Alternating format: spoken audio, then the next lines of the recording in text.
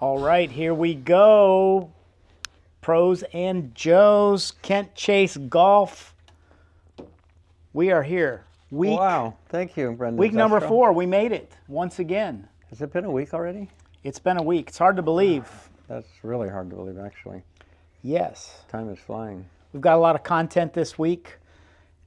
Keep tabs, like and subscribe our channels. We've been testing clubs. We tested the new Ping driver this week. We had the new Q-i35. We're putting them through the paces. I like the 440. But tonight, the 440 is really good. Oh my gosh. I hit it today. I played it today. President's Day. I hit it President's Day Eve. President Eve. And I hit it early, amazingly. 302? Was it? Yes, you had one. You did. 302. 302. Yeah. It's pretty good for a 67-year-old. But you're a pro. Am I that old, really? We expect that from pros. Wow, thank you. Maybe not so much us Joes, but the pros. I'm trying to creep up. Pros and Joes. There we go. Wow. What's the difference between a pro and a Joe? Well, so a pro. So again, how the concept of pros and Joes started was, I would see a lot of videos online, getting a lot of tips, a lot of swing, clubs, testing drivers and irons, and oftentimes it's guys that hit the ball really far, have 120 mile an hour club head speed, and so that's a pro level. But guys like myself, I'm low 100, 101, 102, working on speed, but I'm an average Joe. Now, as it comes to golf, like you'll say I'm better than an average Joe because... Right. Quite a bit, actually. But there needs to be that in between because, someone that's got 90, 85, or 90 mile an hour club head speed, watching a guy that has 120 mile an hour club head speed. Or Tiger in his prime, 132 average. Right, all these guys. Tiger, Bryce, and that's even more than 132. Right, because guys like myself, you see the professionals and what they're doing who could play with any club. They could hit any club really far. Figure it out, yeah. And sometimes the marketing departments are like 15 more yards. And there is truth to that. But anyway, I just wanted there to be a perspective from some of us average Joes, golf enthusiasts, people that like the game of golf. But I want pros. I want the guys that swing really fast and have a lot of club head speed that hit it in the center all the time. Because, like you always say, play Ping, it's the most forgiving club. And I agree with that. And they do make the most forgiving drivers, the most forgiving irons. And, a pro like yourself that hits the sweet spot repeatedly, inside and out. Like if you've ever looked at the face of a pro's iron that's played the same set for 2 or 3 years. Oh, there's great stories on this with Ben Hogan, yes. Okay, so I want to hear that story. But if you look at the sweet spot, I know guys that there's almost like a concave part, like a circle the size of a quarter. Yeah. The grooves are wore out because they're just repeatedly hitting that spot over and over and over again. And that's not most golfers. What percentage of golfers do you think could wear that? Way less than 1%. Right, less than probably 0.5%. Probably the 144 guys. There's probably the guys that can do that. I don't know. Do you think there's not hundreds of thousands? It's probably not even tens of thousands, maybe thousands? At the most. That's what's, and here's the thing. This is an interesting, and I want to get to the little Ben Hogan story, but it's actually a huge story. When Ping first came out with more forgiveness, heel-toe weighting, the whole thing, and it was a really cool thing and Karsten Solheim thought, man, I'm going to make this game more fun for people because they can hit it. It's more forgiving. They can hit it all over the club face, and it still goes just the same distance, and they won't feel all these bad shots. But the professionals at that point had a hard time adjusting to forgiving clubs because they couldn't feel their mishits, and it became a problem. Well, I don't want to play that. I can't even feel if I hit it at toe side or heel side, so I don't know where I'm hitting it on the club face. And this story is pretty awesome. But Mark Calcavecchia he won the British Open with Ping Eye2 irons, and they said, "My gosh, you're the first guy to ever win a major with forgiving clubs, and how could you do that because you can't feel your miss hits?" And he said, "You know, at some point I decided, man, if I can rip a 1-iron like that, who cares if I don't like now I get a lot of confidence because I can hit the ball here or there, and I don't have to worry about feeling my miss hits and getting negative thoughts." It gave me a positive vibe. 4 days later, he gets the British Open trophy playing Forgiving clubs. Forgiving. What a great idea. So that's when pros started accepting forgiving clubs. True story. Crazy story. And those were Ping Eye2s? Ping Eye2s, yeah. And I think you played Ping Eye2s, right? First was that one. your first set? Well, There's an interesting story behind that, right? Wow, because I was at Moon Valley Country Club when Ping, Karsten Manufacturing, Alan Solheim, John Solheim, Lou Solheim are the sons of Karsten Solheim.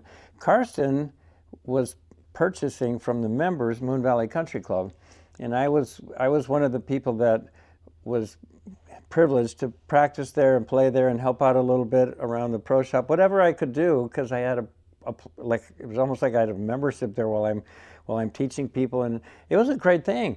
And Karsten Solheim is watching me hit balls on the driving range on his property, and I was playing Titleist, and I was preparing for the Phoenix Open. I had already qualified to play in the Phoenix Open Championships, now called the Waste Management Phoenix Open, but I'm preparing, and I'm hitting the ball really, really, really good, and I'm liking it, and I'm loving my Titleist irons, my blades irons, and Karsten is watching me, and I know it's him because he looks like the Colonel, Kentucky Fried Chicken, the Colonel. Yeah. And I know and I haven't met him ever in my whole life, and he's watching me, and I just kept ripping it, and I'm really happy, and I'm hitting like 3 irons, just ripping it, and finally I paid attention to him, and I looked at him, and he said he was waiting for me to acknowledge him.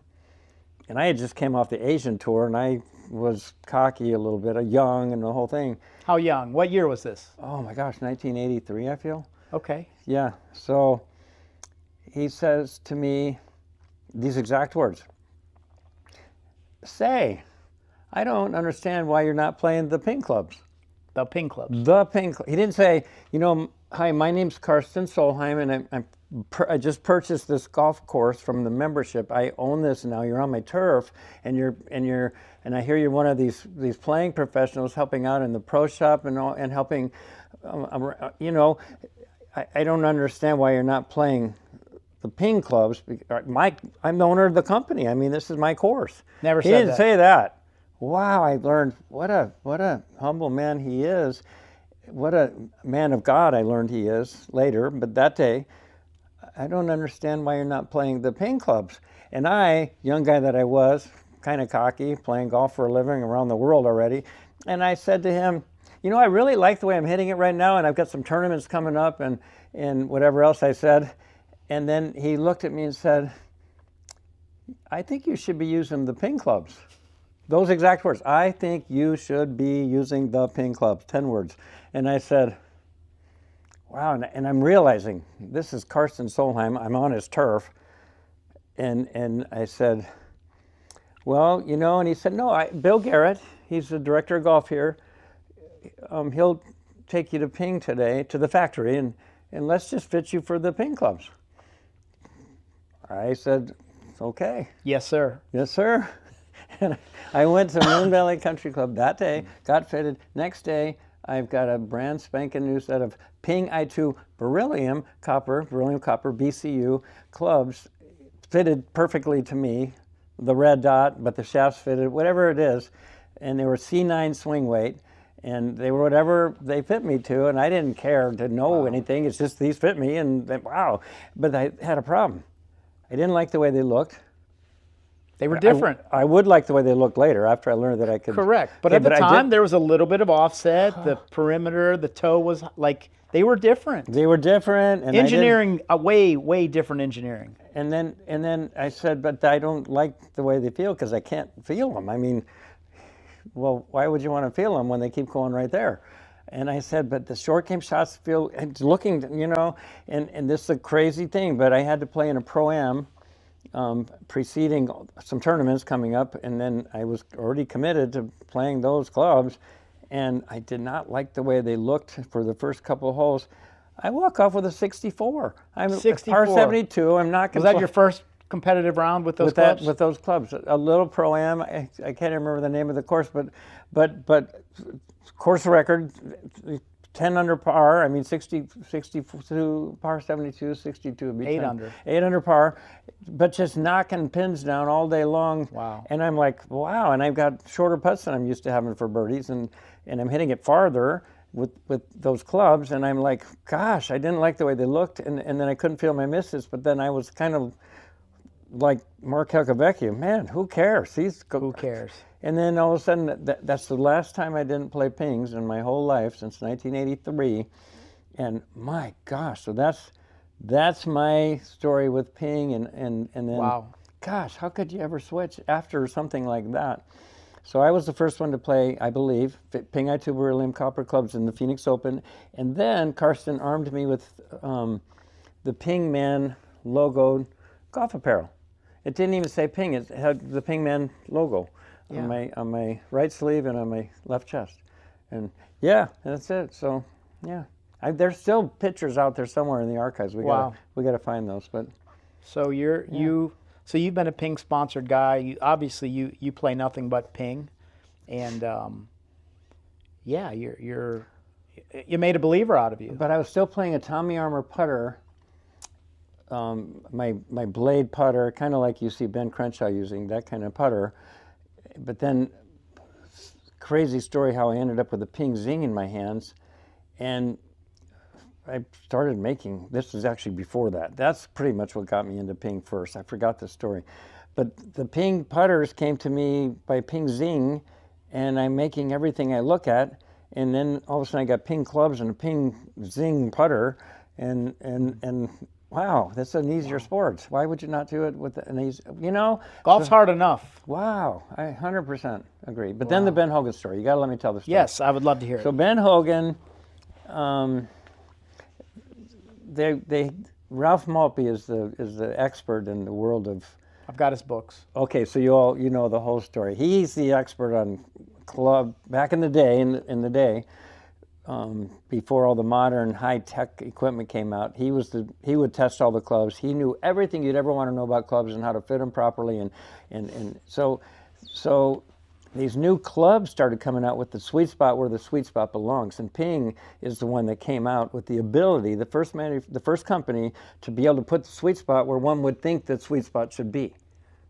Heel, toe, center, certain distance, a little lower than halfway under the equator, the 1.62 size ball. So yeah. Okay, all these things. Because blades, you used to almost have to hosel them, right? People would get the shanks. But it's different than you think, because I mean, the Ben Hogan story proves it. There we go. But yeah, in a lot of clubs.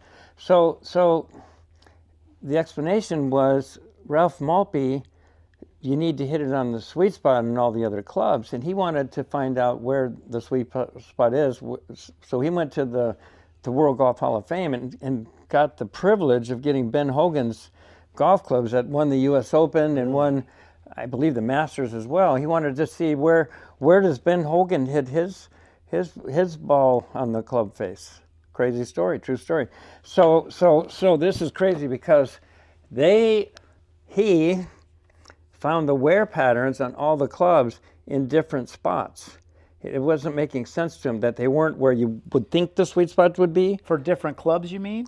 Well, the tour and the sweet spot was over. He wore out. Each club, instead of the wear being in the same spot, it was on a different spot per each different club. Which they figured out a way to identify where the sweet spot really was. It was where he wore out the club. He wore out the club at different spots based on where the sweet spot was in that club. Wow. In other words, it wasn't just heel because they were blades. It was sometimes toe, sometimes here, sometimes there. It was all over the place. Wow. And Ben Hogan beat up the club face on the sweet spot wherever it was.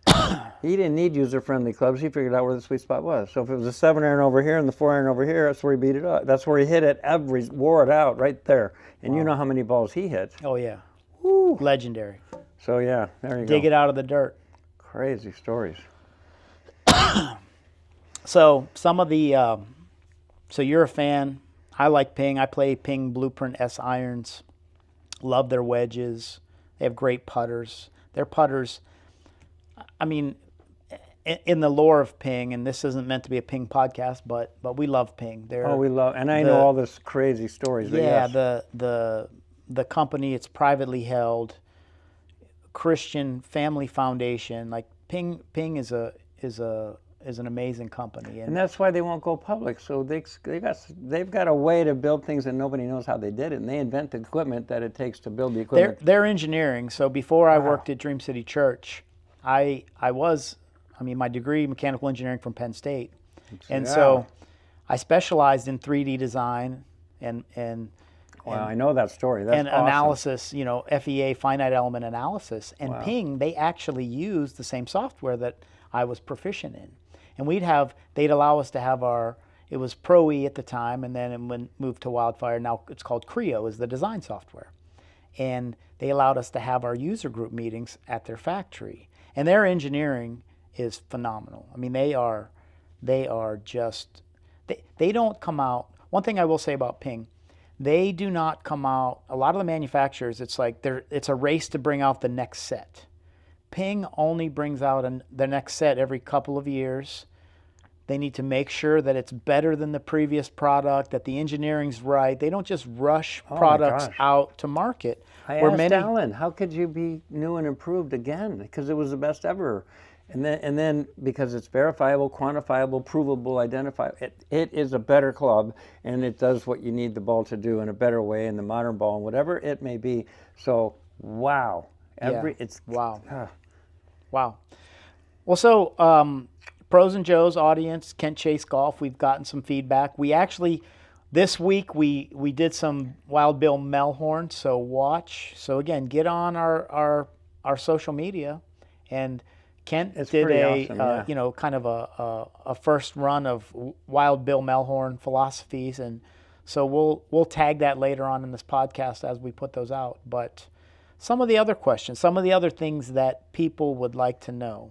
You hear this one a lot. You're at the driving range. You're out. Golfing with their buddies. You're out there, and everybody's a swing coach. Hey man, you need to stop looking up. Keep your eye on the ball. You need to stop looking up. If you just keep your head down, right? I hear that a lot. Keep your head down. Don't look up. If you just do, that's one of the.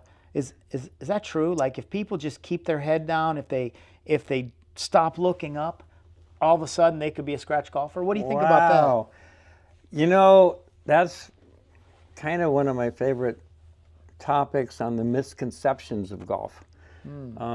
So we'll chalk this up as a misconception. It's a misconception, yes. I used to have fun taking people that would come and say, I know my problem, but you just need to teach me how to quit looking up on that ball. I mean, I just can't seem to stay down. And I'd say, what do you mean by that? Well, everybody knows I just look up all the time. I mean, I've been doing it for years, and I just can't stop. And then if we have a little spare time, let's take a little ride around the golf course. And then we go, first tee box, somebody hits a bad shot. Darn, I keep looking up on that darn ball. And then the next group, some lady hits a grounder, and the husband, she keeps looking up on that thing. And then they see me because they know I'm the pro. And the next, man, same old thing. I've been telling him for years, he's looking up. And then the dad's telling the kid, you got to quit looking up on that ball. How many times do I have to tell you this, Mike? Come on, man. And then I'm the guy because I'm the pro. Well, can you help me figure out a way to get that guy to keep his head down? And I'm like, wow. So, but the problem is, that is such a, probably the worst misconception in golf that there is. And the fact is, and I'm going to blame it on Jack Nicklaus a little bit, and I love Jack Nicklaus, and yes, did I ever get to play golf with him? No. Did I get to meet him? Yes. Did I get to listen to him speak, and did he speak personally to me? Yes. One of my wife's favorite pictures before she went to heaven was with her and Jack Nicklaus and Lee Trevino, some of that kind of thing, and it's pretty cool. But he always told people to look at the back dimple of that ball. So the problem is, people try to look at the back dimple of that ball because Nicklaus had that gift, and they stare at that back dimple, and then somebody says, "Don't look up, stay down on that ball," whatever they're saying, and the people trying to look at that back dimple, I can try a swing here. They have to look there, and they're looking in the past when the ball is already in the future on its way towards wherever, and we don't even see impact. So my favorite story, because the ball is where it belongs in your stance, and that's a really cool story, and that's what I love most about Wild Bill Melhorn. For whatever the swing you're using, for whatever the shot it is, whether it's a flop shot or a simple little 6-iron chip and run thing, or a full shot or a 1-iron or whatever it is off the deck, or a punchy thing or whatever, there is a natural point of the bottom of that swing for that shot selection. And if you could just learn to play your ball there where the club naturally, that's why blind people hit it good. They only play the ball where it goes because the spotter puts it where the bottom out point is, and they always hit solid shots. So if you can learn the natural point of your bottom of your arc, just put that on the ball, and you could be involved in the target, which is where you're trying to hit it. It might be called in the future instead of in the past. So all the people that are staring down there at their divot, whatever, ball's gone, they have no freedom of motion. So it's such a brutal. So the people that try to stay down on that thing, whatever those words they use, I'm trying to not look up today, they can't even swing. So when Arnold Palmer says swing your swing, he didn't mean swing a swing that makes you stare down there, because you can't swing, can't move. How do you finish a swing down here? You can't. So, but then you'd have to learn some little fundamentals that are really easy to learn that create the point of the bottom of the arc where you get to play your ball.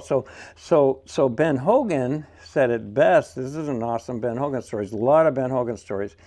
So I don't know where this was, but it's findable in the history of Ben Hogan on TV. But they had a special on him, and they said, "Wow, Mr. Hogan, thank you for this wisdom and this knowledge of how you played golf and how you had all those victories and how you were able to succeed and how you were able to handle the pressure and how you were able to perform after the big accident and the whole thing. We thought your career was over, and here you go again. This is an amazing story." But to end the show, can you tell us what seems to be something that the public needs? This is a problem worldwide. People just can't keep their eye on the ball. It's a thing. Maybe you could just give us a quick tip. How could people keep their eye on the ball better? Because it seems to be the biggest problem in the world in golf. And Ben Hogan said, and if you ever got to meet him, he's really serious. Yes. So he didn't see humor in what he was going to say. But a lot of people saw what a great way to say it. Because seriously, he said, you know, all those years playing golf, at some point during every single swing of my life, I lost sight of my ball. I don't know when it was during my swing that I lost sight of my ball, but I do know this. I've never seen the moment of impact because I was involved over there in the target. So I don't know when the point was, but I do know this. I've never seen impact because I was too involved in where my ball was going instead of where it was and after it was gone. So I can't help you with that question. It's unfortunate. And he was dead serious. Well, and it's great advice. Wow. Great advice. Natural point at the bottom of the arc.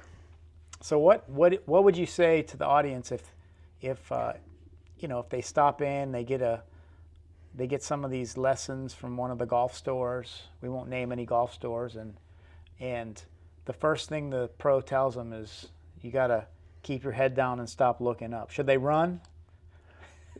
Yeah, I mean, the problem is, see what kind of a player the person is that's telling you that, and check their history and check the success stories of their players. Am I meddling now? I shouldn't have went And I'm not being personal because I don't know the people you're talking about. But I'm not talking about anybody. I'm just that's what I mean, just generalizing. If a swing coach that you're giving money to coach you tells you stop looking up, keep your eye on the ball. Problem is, it's really. What is that? Here's what I would say. I would say it probably best like this. Come to the Kent Chase Golf Academy. Well, but here's a better way. It'd be like, maybe pretend I love hockey. I mean, I'm passionate about hockey. I can't wait to go to the next game. And I see what seems to be good, and now you want to learn some hockey. But I'm so passionate that I want to teach you. But and I don't want to say this to hurt anybody's feelings, but I've never had experience. I never played hockey for a living against the best players in the world. I've never learned from the best players. I've never had training from the proper coaching. And if I'm going to start trying to teach you hockey, I think I'm going to say some things that aren't the truth. I think we always got to go back to the ball flight laws and what makes the ball go where the ball goes. And it's not this thing called staying down on the ball or don't look up, or keep your left arm straight, or all these things that people come up with. So yeah, I would say find a teacher that has a track record of proven results. That's the only way you can get a good teacher. I mean, it's unfortunate though, because they're a little more expensive than the other guys, but it'd be like me going to the karate teacher for the discount, and then then Bruce Lee teaches me the real thing, and it's a whole different planet. So yeah. Whole different world. So each week, let's bring up some of these misconceptions. We don't have a time to probably go into a lot of them, and maybe during the week we can explain or elaborate on some of our different tips videos, instructional videos. What do you think about? And last week I started to touch into this. I started talking about, controlling your anger on the golf course, right? I mentioned last week that I was what I called, I was a Christian club throwing, cussing golfer, right? I've chucked a 4-iron up in a tree, and lo and behold, I thought the weight of the club, as it helicoptered into the top, it would fall out of the tree. I had to climb a tree and shake a 4-iron out before. Wow. I've been that guy. And so what do you think about managing anger? And then I'll wrap us up with a story of personal experience. So the anger thing. Did you ever battle that as a pro, or did you ever get? Not differently than you're saying it. I was for some reason, I was blessed with the ability, because my dad, the one time I threw a club, told me next time you throw a club, we're not going to play this sport anymore. Really? And that was when I was a kid. That's a great lesson to learn. And you loved it. I wanted to be a golf pro. I already knew it. I was probably 11 or 12. And I hit a bad shot, and gosh dang it, and I threw that club so hard, and it bounced and didn't break. And he said, "You're so lucky that thing didn't break, because man, but that's the last time I'm ever going to witness that, or you're done. We're not going to do this. I don't want to witness that." So, and then he said something else that made sense. And he knew I was thinking I could be a pro at a sport, and he was the one telling me golf would be the one that you could be. You're not going to be tall enough to be in the NBA, not going to be big enough to be in the NFL. Odds are strong. You're just not going to make it. Track and field, you're not going to make the money unless you're on the Wheaties box. So golf would be a good idea for you, since you're already good at it. You're showing your signs of you're like better than most kids. So I mean, it's probably a good idea. But the thing is, your paycheck size isn't at stake yet. So I don't understand why you're throwing a club. What do you got to be mad about? You didn't. I mean, if you were on the PGA Tour and you went to the Phoenix Open and you loved watching them, and you loved watching Arnold Palmer and Lee Trevino, Jack Nicklaus and Johnny Miller before you met those people, and Lanny Watkins, and we saw some of those guys hit bad shots. In fact, we saw Hale Irwin hit a grounder off the first tee. He cold topped it, and we didn't see him throw a club and get mad. And his paycheck size is at stake, and he's on TV. What the heck? Why is he not throwing clubs? So there were some good explanations to me in the beginning, and that's the truth. Why in the world would an amateur have these break the club anger management issues? I mean, I'm just saying. Here's what I would say. I think it stems from a competitive desire to do well, to play well. And golf is a game that it can just tie you in knots and get you frustrated. Yeah. And I started late, as we talked about last week. I was 21, but very uber ultra competitive. Like I wanted to beat you at everything. I don't care if we were playing checkers, if we were playing tic-tac-toe, whatever. Tiddlywinks. Anything. Right, to a fault, right? I was not super competitive. And because I started late, I wanted to excel, I wanted to beat my dad, all that. And so, but I remember it dawned on me around the time I threw that 4-iron up in a tree that right? And I would let it wreck my day, bad swings. And again, so here I am, a Christian man trying to be a good witness, and I was a club throwing Christian Wow. golfer. And it got to the point, I was living in Raleigh, North Carolina. We were renting a townhouse on a golf course, and I was getting to play, and I was working with a guy and getting better, and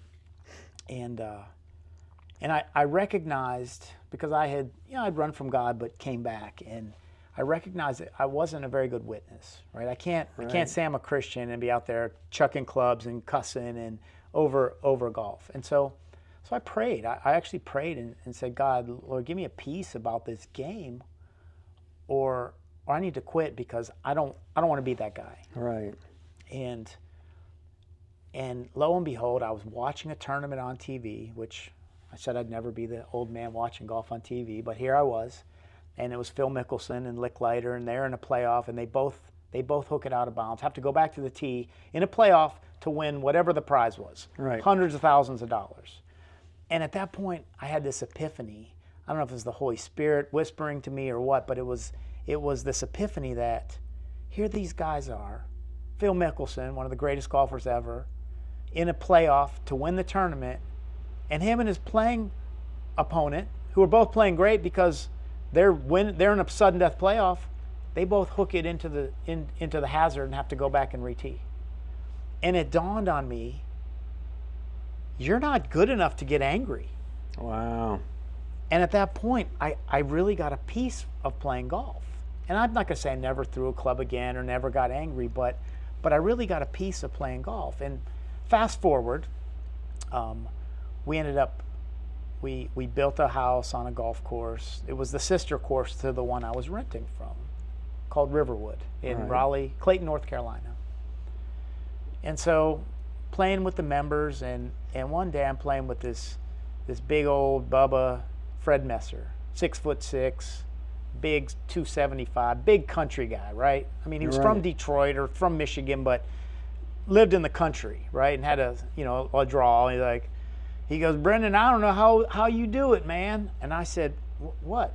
I said, he goes, how do you say so calm on the golf course? Wow. And I'm like, well, Fred, it wasn't always that way, man. I said, actually, you want to know the truth? I said, I prayed about it. Wow. And he said, what are you, some kind of Christian? Yeah, I'm some kind And of I Christian. said, that's exactly. But that led me to an opportunity to invite Fred to church. Wow. And so he came, his wife, he ended up having a little girl, and he gave his life to the Lord. A few years later, we moved to Phoenix, and we stayed in touch because he was a close friend of mine. About a year after I got here, maybe 4 years after that, he gave his heart to the Lord. He found out he had cancer and died in pretty short order. Wow. And sad story there, but it dawned on me, right? I was grieving for the loss of my friend, but it dawned on me, He made a what difference in his life. what if I never would have asked God to give me peace over this great game of golf? What if I never would have prayed that prayer? Fred, I would have never been a witness to Fred. Fred probably wouldn't be in heaven today. And so I've always kept that That's pretty inside cool. of my What a heart, great story. Yeah. because people are watching us, and everything we do is a witness for the positive, or it can be for the negative. And so that's always been a reminder to me to try and stay calm. That's cool. And anyway, that's my anger management story for golf. I got one for you. That's a really good one as well. And my daughter, Cassidy, when she was maybe 6, maybe 7, she would come to my Kent Chase Golf Academy at the Raven all the time. And that's why she's a golfer today. She loves She's a great the golfer, sport. great player. Yes, and she'd watch, and I was so busy that we had to have people movers going back all day. It was a rock and roll place because a lot of champions were being produced. It's a great story, it's a great thing, and my daughter would observe the older people learning from some of my staff teachers, and I was doing mostly the juniors, the Kimberly Kims, the Cheyenne Woods, the Chan Kims, those kind of people, Violetta Ratamosa, those kind of people. And she said, you know, Dad, all the young people listen and do what you're saying, And these older people, they keep doing the same thing. And at her age, she said the same stupid thing. And she said, Dad, you know how the preachers always say the definition of insanity is doing the same thing and expecting a different result? I said, yeah, we've heard that every church we ever went to. And she says, but I got a different angle on that, Dad. 7-year-old girl. I said, what is it? And this is crazy because this is the answer to anger management. You get what you get, so don't throw a fit, and you should have got what you got because of what you did, but the problem is you don't know what you did, so you don't know why you got it. So how are you supposed to get something else when you keep doing the same stupid thing, same way, instead of learning and changing? So the problem is the people that don't learn the fundamentals, the ball is predetermined to go in this horrific place because of what they're doing or where they're coming from or whatever. And the predetermined place that creates the result, which could include the grip or the path or whatever you're coming up with. So now the path and the face, and the ball goes to wrong places. And the player, maybe he's an athletically inclined individual like Charles Barkley, doesn't like where the ball went. So he makes unique, innovative moves to get something different than what he should have got. I've been that guy. Oh, and then these innovative moves to get something different than what you should have got become maybe once in a while, wow, that worked out. Now I got this feeling. And then you can't identify and repeat the feeling from where you're coming from, and then it goes somewhere else. And now you got fellow playing companions offering you input, like try this, try that, quick tips and Golf Digest. You start searching, and now the ball's all over. And now you get angry. You don't know that you should have got what you got. And then all these moves you're making create somebody saying, hey, you're reverse pivoting on that ball, you're swaying off that thing, you're not looking up, your left arm's not straight, try this, try that. And they read the quick tips and they try this and they watch the golf. The battle is on and the anger but if you learn how to do it correctly, you could observe what you got, critique what went wrong to get something different than what you want, and make the proper adjustment based on knowledge. Amen. And all of a sudden, you could become a player really quick. So good. And instead of anger, it's critique That's and so adjust, good. critique and adjust. That's so good. Kent Chase, you've taught me to observe, critique, and adjust. It's been game-changing for me. I appreciate everything this guy says. Come to the Kent Chase Golf Academy, Kent Chase Golf School. You will learn. This guy can show you all. He's kind of like Yoda, the Master Jedi. Oh, This yeah, guy Yoda, of golf. yeah. There is There do you or go. do not. There is no try. Right. Search for this, try that, and the search is on and the battle starts. And I'll tell you what, this is such an way easier sport when you understand. Knowledge is everything. When you have knowledge and commit to doing it the right way, you become trainable and you become really a good candidate to be a pretty good player, differently than your highest expectations. That's so good. Well, I think that's got to wrap us up. We're You're about awesome. that time. One thing, I want to show you this, Kent Chase. yeah, let me see. I actually, last week I got this. It's a new brand. I don't know if you guys can see this online, but it's called Tees Cross Golf.